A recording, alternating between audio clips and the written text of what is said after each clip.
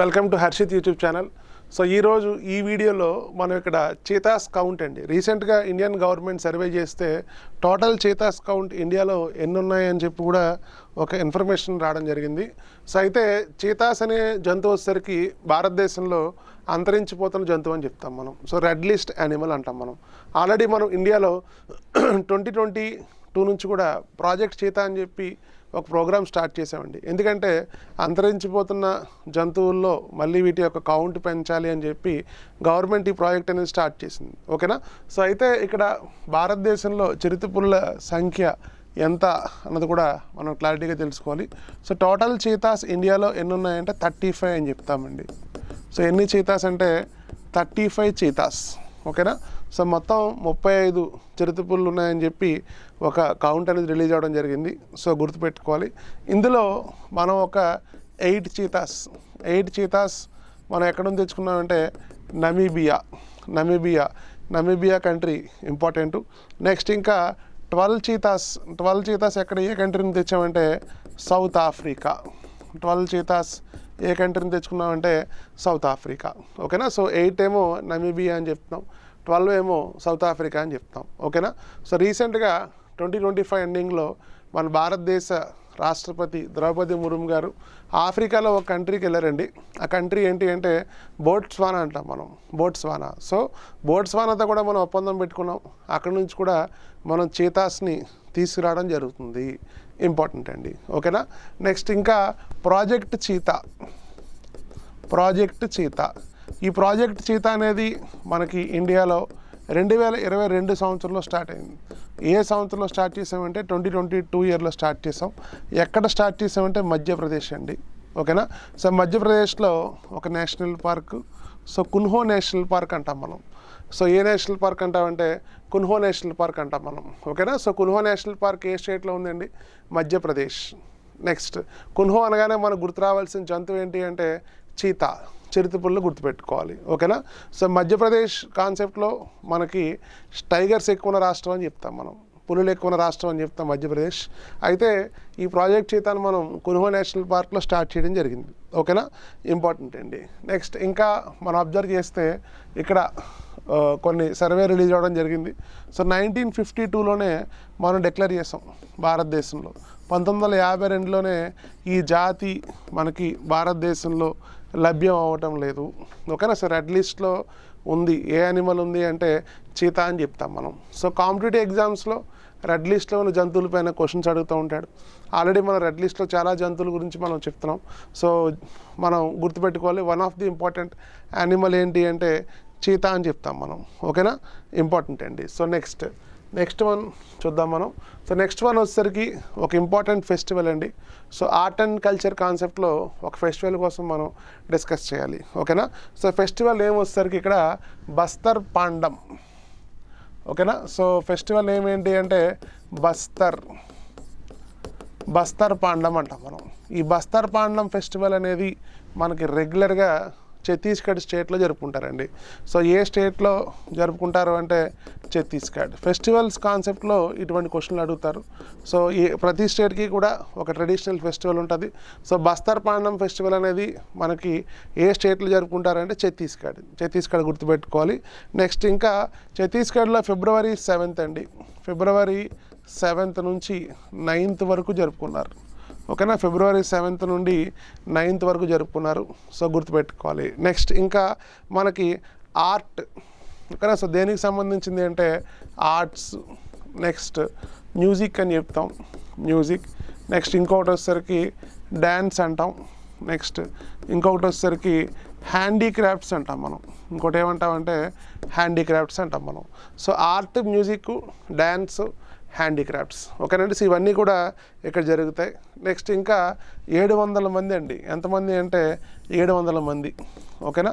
700 artists perform చేశారు 84 టీమ్స్గా.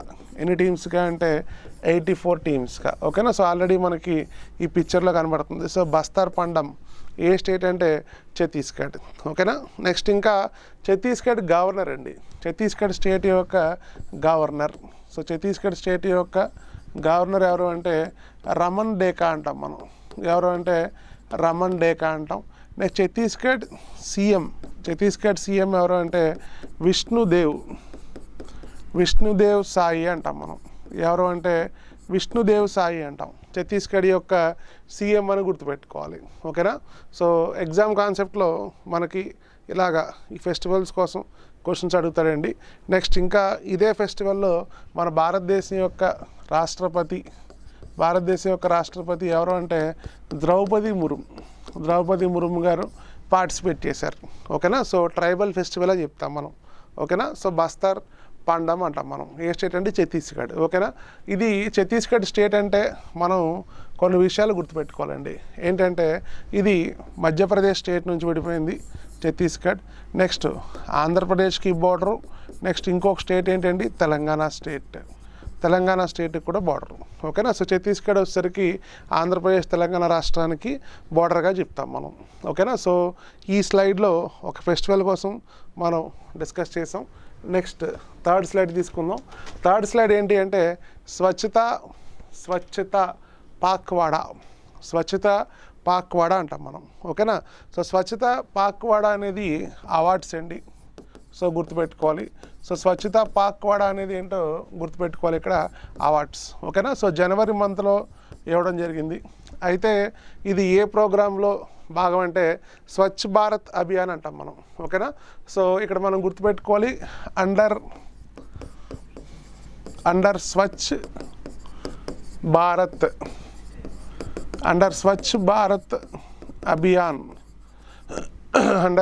భారత్ అభియాన్ ప్రోగ్రాంలో మనం స్వచ్ఛత పాక్వాడా అవార్డ్స్ ఇవ్వడం జరుగుతుంది. సో అయితే ఇక్కడ మనం గుర్తుపెట్టుకోవాల్సింది క్లీనెస్ట్ పోర్ట్స్ అండి. ఓకేనా. సో భారతదేశంలో పరిశుభ్రమైన వాటర్ రేవులు ఏంటి, ఇందులో బెస్ట్ సీ పోర్ట్ ఏంటి అని క్వశ్చన్స్ అడుగుతాడు. ఓకేనా.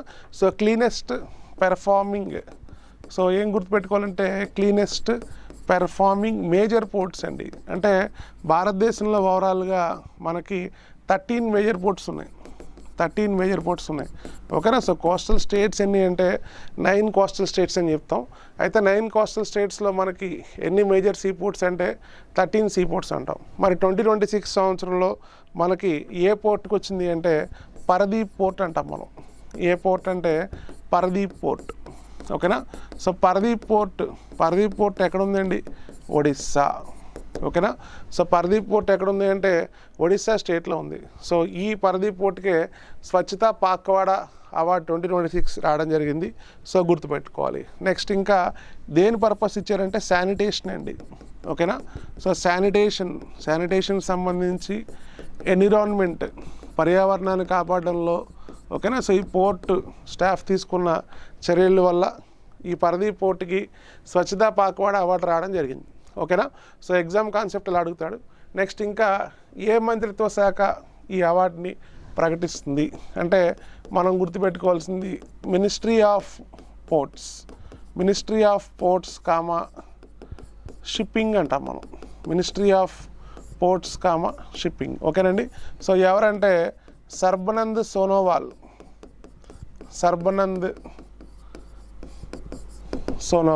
ఓకేనా. సో సర్బనంద్ సోనోవాల్ ఎవరంటే ప్రజెంట్ మనకి భారతదేశంలో వాటర్వేస్ షిప్పింగ్ పోర్ట్స్ యొక్క మంత్రి అని చెప్తాం మనం. ఎవరు అంటే సర్బనంద్ సోనోవాల్. ఓకేనా. సో ఎగ్జామ్ కాన్సెప్ట్లో గుర్తుపెట్టుకోవాలి. నెక్స్ట్ స్లైడ్ తీసుకుందాం. నెక్స్ట్ స్లైడ్ వచ్చేసరికి యాంత్రా ఇండియా లిమిటెడ్. ఓకేనండి. సో కంపెనీ అండి ఇది యాంత్రా ఇండియా లిమిటెడ్. ఓకేనా. సో యాంత్రా ఇండియా లిమిటెడ్ వార్తల్లోకి వచ్చింది. సో కారణం ఏంటో కూడా మనం తెలుసుకోవాలి. ఓకేనా. సో యాంత్రా ఇండియా లిమిటెడ్ అనేది మనకి 2021 ఇయర్లో ఈ కంపెనీని స్టార్ట్ చేయడం జరిగింది. So important. నెక్స్ట్ ఇంకా ఈ పిక్చర్లో మనకి కనబడుతుందండి యాంత్రా ఇండియా లిమిటెడ్. ఓకేనా. సో యాంత్రా ఇండియా లిమిటెడ్ ఏం చేసిందంటే సంవత్సరంలో 500 కోట్లు 500 crores టర్న్ ఓవర్ చేస్తుంది. ఓకేనా. 500 crores టర్న్ ఓవర్ చేస్తుంది. నెక్స్ట్ రెగ్యులర్గా 30 crores ప్రాఫిట్ అండి. రెగ్యులర్గా 30 crores ప్రాఫిట్ కంటిన్యూస్గా 3 years పెర్ఫామ్ చేస్తుంది. ఓకేనా. సో ఏ కంపెనీ అంటే ఇక్కడ యాంత్రా ఇండియా లిమిటెడ్ అంటాం మనం. యాంత్రా ఇండియా లిమిటెడ్ అంటాం. అయితే ఈ యాంత్రా ఇండియా లిమిటెడ్కి రీసెంట్గా మనకి మినీ రత్న స్టేటస్ వచ్చింది. ఓకేనా. సో యాంత్రా ఇండియా లిమిటెడ్కి ఏ హోదా వచ్చింది అంటే మినీ రత్న స్టేటస్. మినీ రత్న స్టేటస్ అంటే ఇప్పుడు ఇందాక నేను చెప్పాను కదండి, 500 crores turn over, 30 crores profit రావాలి. ఇలా వస్తే ఈ కంపెనీని మనం ఏమంటామంటే మినీ రత్న స్టేటస్ అని చెప్తాం. మనం మినీ రత్న స్టేటస్ అని చెప్తాం. ఇంపార్టెంట్. ఓకేనా. సో నెక్స్ట్ ఇంకా మనం గుర్తుపెట్టుకోవాల్సింది ఎవరు సెలెక్ట్ చేస్తారంటే department of public enterprises.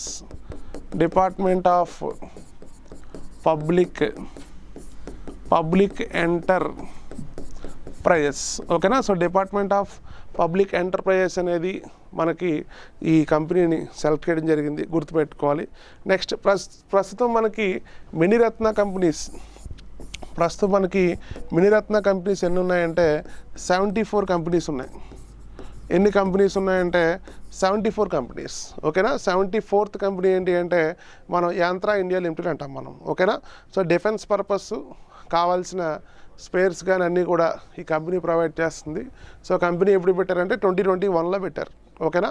So next ఇంకా మినీరత్న కంపెనీస్ ఎన్ని అంటే 74 కంపెనీస్ అని చెప్తున్నాం. నెక్స్ట్ మహారత్న ఎన్ని అంటే 14 అని చెప్తున్నాం. నెక్స్ట్ నవరత్న కంపెనీస్ ఎన్ని అంటే మనం గుర్తుపెట్టుకోవాలి 26. ఓకేనా. ఇంపార్టెంట్ అండి, చూసుకోవాలి ఇక్కడ. సో 26 కంపెనీస్ ఏంటి అంటే నవరత్న. ఓకేనా. 14 కంపెనీస్ ఏంటి అంటే మహారత్న అంటాం మనం. ఓకేనా. సో ఇండియాలో ఉన్న కంపెనీస్ అండి. సో కోల్ ఇండియా లిమిటెడ్ ఇటువంటి కంపెనీస్ అన్నీ కూడా ఈ హోదాలో ఉంటాయి. సో గుర్తుపెట్టుకోవాలి. టోటల్గా మనకి మినీరత్న కంపెనీస్ ఎన్ని అంటే 74 ఇంపార్టెంట్. ఓకేనా. సో చూసుకోవాలి క్లారిటీగా. సో ఓవరాల్గా ఈ వీడియోలో మనం ఇక్కడ ఒక 4 విషయాల గురించి తెలుసుకున్నాం. సో చీతాస్ కౌంట్ చెప్పాం. నెక్స్ట్ సెకండ్ వన్ వచ్చేసరికి బస్తర్ పాండం. నెక్స్ట్ థర్డ్ వన్ వచ్చేసరికి స్వచ్ఛతా పాక్వాడా. నెక్స్ట్ ఫోర్త్ వన్ వచ్చేసరికి యాంత్రా ఇండియా లిమిటెడ్. ఓకేనా. సో జనవరి మంత్ ఫిబ్రవరి ఫస్ట్ వీక్లో ఏవైతే కరెంట్ అఫైర్స్ ఉన్నాయో సో వాటిపైన ఫోకస్ చేయడం జరుగుతుంది. ఓకేనా. సో మళ్ళీ మనం నెక్స్ట్ వీడియోలో మీట్ అవుదాం. Thank you.